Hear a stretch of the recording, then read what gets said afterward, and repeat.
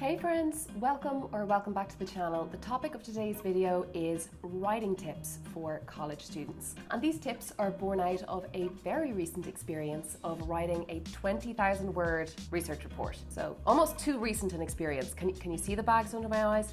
Can you smell the PTSD?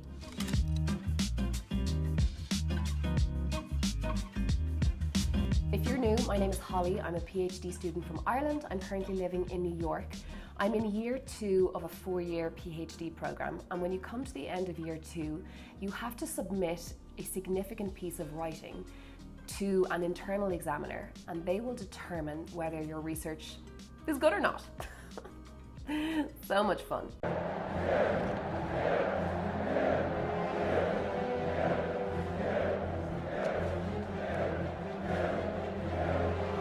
They basically decide, based on the contents of your report, whether you have the skill set to carry on for another 2 years and whether the project has enough merit to warrant another 2 years of them giving you money to research. So it was quite important that I write this research report well. But as challenging as that task was, I gained a huge amount of experience when it came to the actual writing of what will eventually be part of my thesis. And I wanted to share these experiences with you because as students, writing is something we all will encounter at one point or another.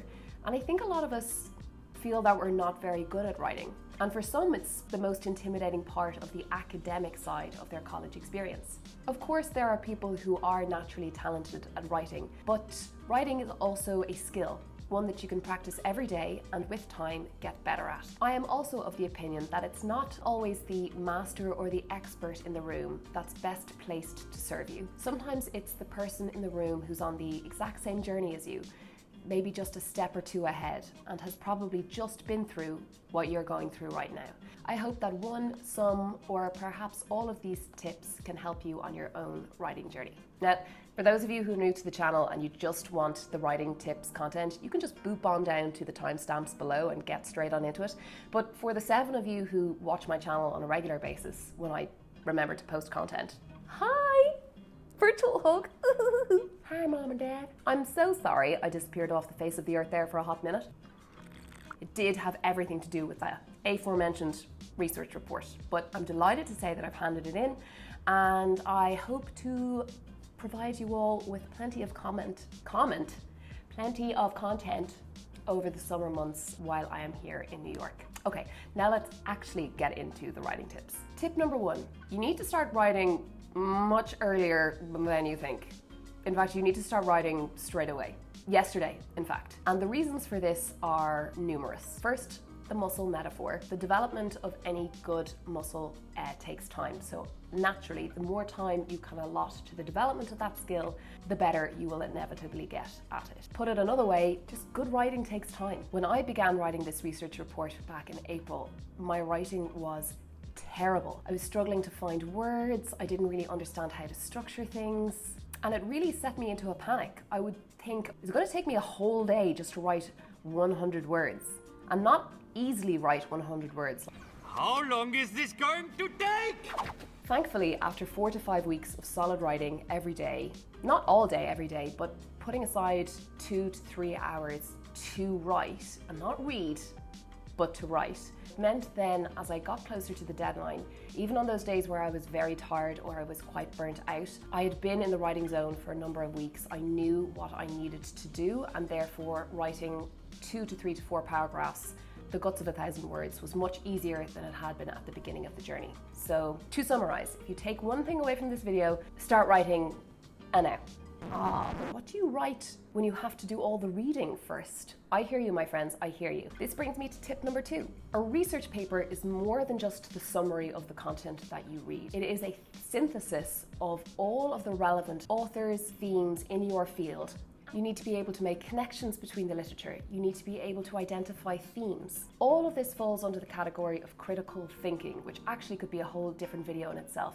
But it is essentially the ability to critique, compare, contrast, and relate works to one another. By relying on the same summary template for each piece of reading that you do, you, again, a muscle metaphor, you allow yourself to tap into that critical thinking state of mind. It's similar to running the same exercise drills every day.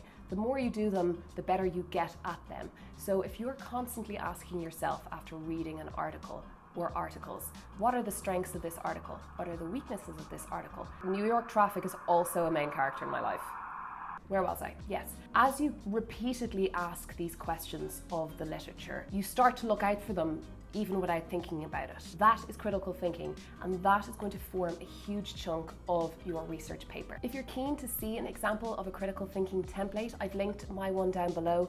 It is a Notion template, but you don't have to have Notion to view it. You can view it in a browser tab and take what you need from it and adapt it to your own needs. Tip number 3, the first draft is the hardest part of the entire process, and the sooner you get that big pile of shit down on paper, the easier your life will be. I'm telling you, creating something from nothing is terrifying. It's as much a mental battle as it is a word count battle. And from personal experience, producing that first draft really tested my mental health. The imposter syndrome came out in full force. I was questioning myself, my abilities as a researcher, and I kind of just let the overthinking run amok for a hot second. And it's a horrible place to be in. A few tips on how I got through that first draft are as follows. No expectations. I would tell myself the shittiest paragraph ever on paper is better than no paragraph at all, or the perfect paragraph that still only exists in your head.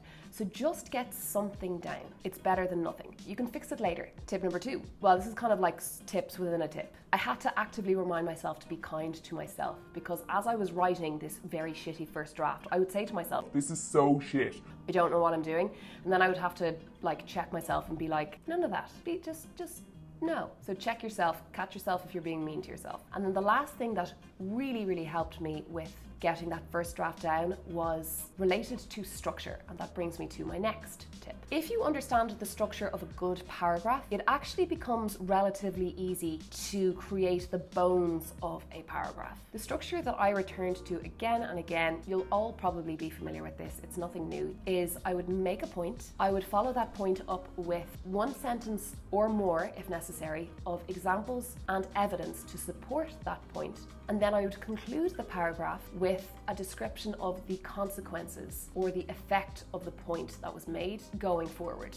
Or I would provide an example of the critical thinking notes I'd made on that point while I was doing the reading. Let's see how that works in real time. So what you have on the screen here are 2 different versions of the same paragraph. The one on the left is the shitty first draft version, and hopefully you can see via the little graphics where the point is, where the evidence and examples are, and how the paragraph concludes with a very basic statement of the critical thinking point that I wanted to make. And then on the right, you will see what was the final version of this paragraph in my actual report. Clearly, this paragraph is very florid, it's much more sophisticated, and it was the result of multiple edits. The reason why we can be so hard on ourselves with that first draft is that we expect to be able to produce this paragraph before we produce that paragraph. But to bring it all back to points number 1, it just takes time. So if you can focus on the shitty version first and follow that paragraph structure, I can guarantee you will get something down. Just rinse and repeat.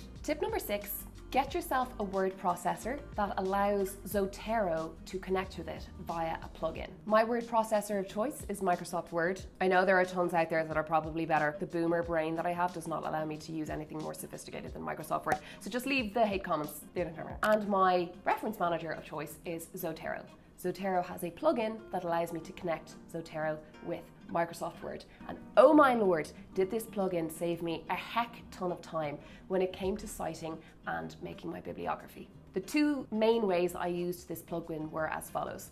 First was while I was writing, I obviously needed to add in citations. The citation style that we use in my college, it is a footnote-based system. When I would cite a source, as you can see on the screen below, I would go to the Zotero tab in Microsoft Word, I would click Add Citation, and that would bring me to Zotero. A search tab would open up, I would type in the source that I was looking for.